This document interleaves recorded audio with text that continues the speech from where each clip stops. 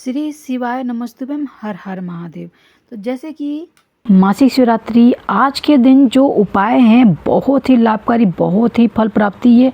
और आज मैं जो उपाय लेकर आई हूँ, इस उपाय को कर लेना, बाबा भोलेनाथ की कृपा आपके जीवन में बरसेगी और आपकी मनोकामना पूर्ण होएगी। और गुरु जी के ही बताया हुआ उपाय है, शिव महापुराण से संबंधित है। तो बाबा पर भरोसा करके एक बार प्रैक्टिकल करके जरूर देखना। तो चलिए हम उपाय जान लेते हैं। तो पहला उपाय है मनोकामना पूर्ति उपाय। अगर आपकी कोई भी लालसा, कोई भी मन में कोई भी ऐसी चीज रह गई है जिसको इतना उपाय करने के बाद भी नहीं हो पा रहा है, तो इस उपाय को एक बार करके देखना। तो हमें लेना क्या है, सामग्री पहले बता देती हूँ। बेलपत्र और समी के पत्र, एक बेलपत्र और एक समी पत्र लेना, ठीक है। बेलपत्र लेना, उसके ऊपर समी पत्र रखना और उसके ऊपर एक दाना चावल रखना है। फिर उसको अपने हाथ में ही रखना, राइट हैंड में रखना, हाथ की हथेली में रख कर और अपनी मनोकामना बोलना है।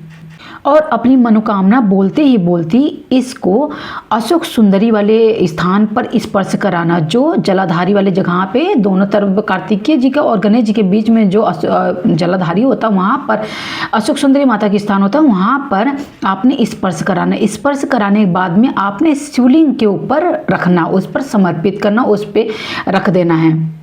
और डंठी का मुख जिधर से जल गिरता है जलाधारी वाली तरफ रखना है, यानी कि आप जिधर डंठी उस तरफ रखेंगे जिधर से जल गिरता है नीचे, ठीक है। इस बात का ध्यान रखना है कि बेलपत्र का डंठी जलाधारी के तरफ होना चाहिए। और दूसरा उपाय जान लेते हैं, ये भी बहुत ही लाभकारी है, आप दोनों में से कोई भी कर सकते हैं। काले तिल और काली मिर्च का उपाय बहुत रामबाण उपाय है। इस उपाय को भी आप एक बार करके देखना। तब जो मासिक शिवरात्रि पड़ती है उस शिवरात्रि में भी कर सकते हैं और जो महाशिवरात्रि पड़ता है उसमें भी कर सकते हैं, लेकिन शिवरात्रि के ही विशेष उपाय है ये। शिवरात्रि के दिन प्रदोष काल का उपाय है। प्रदोष काल में करना है शाम के समय। अपने दाहिने हाथ में काले तिल रखना है। कितना रखना? 7 दाना काले तिल और 1 काली मिर्च रखना है अपने हथेली में।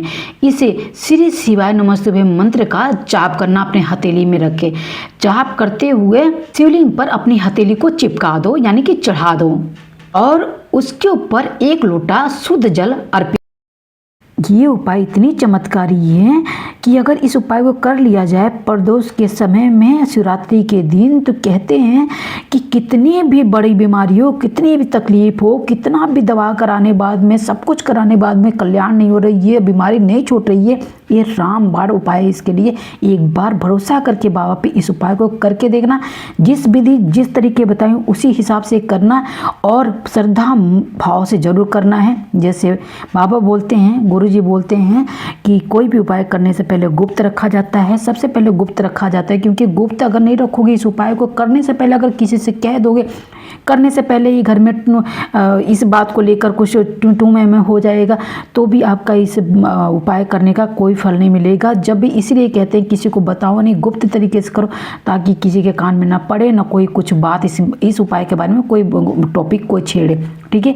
तो इस तरह का अगर ये उपाय तो महिला ही कर सकती है, क्योंकि महिला अब गुप्त तरीके से कर सकती है। तो अगर आप इस उपाय पर भरोसा करें, बाबा पर भरोसा करें, भोलेनाथ पे भरोसा करें, तो इस उपाय को एक बार प्रैक्टिकल समझ के दोनों उपाय आप कर सकते हो। एक मनोकामना पूर्ति उपाय है और एक रोग दोष के उपाय है। दोनों ही उपाय बहुत ही रामबाण उपाय है, बहुत ही फल प्राप्ति उपाय है। और इन दोनों, पहला उपाय है वो सुबह ही करना है, 12 बजे से पहले ही कर लेना है। और जो दूसरा उपाय है, जो रोग मुक्ति उपाय है, उसको हम शाम के समय में करेंगे, प्रदोष काल के समय में करेंगे, ठीक है। शिवरात्रि वाले दिन ही करना है, या तो हम महाशिवरात्रि के दिन कर सकते हैं इसे, या तो मासिक शिवरात्रि के दिन करते हैं, जो हर महीने में शिवरात्रि पड़ता है उस दिन भी हम कर सकते हैं, लेकिन समय का ध्यान रखकर, ठीक है। पहला उपाय फिर बोलती हूँ, पहला उपाय जो करना है वो 12 बजे से पहले सुबह कर लेना है, और दूसरा उपाय जो है वो प्रदोष काल के समय में करना है। अगर आप चैनल पर नए हैं तो चैनल को सब्सक्राइब जरूर कर लेना, और कुछ भी पूछना होगा कमेंट करके जरूर पूछ सकते हैं। हमारी सभी उपाय शिव महापुराण से संबंधित है, शिव महापुराण से ही है। जो गुरु जी बताते हैं उसी उपाय को मैं आप सभी के सामने सही ढंग से, सही तरीके से रखती हूँ, समय और तिथि का ध्यान रखते हुए, ताकि आप सब जब उपाय करते हैं तो उसका फल स्वरूप प्राप्त हो। बहुत लोग उपाय करते हैं, उसका फल कहते हैं लोग नहीं मिलता है, इसलिए नहीं मिलता है क्योंकि उनको समय और तिथि का जानकारी लोग नहीं देते हैं, सिर्फ उपाय ही बताते हैं। तो मेरे चैनल पर आपको समय, तिथि और दिन का पूरा ही ध्यान रखकर उपाय बनाया गया है, वही उपाय आप सभी के सामने रखती हूँ। श्री शिवाय नमस्तुभ्यम, हर हर महादेव।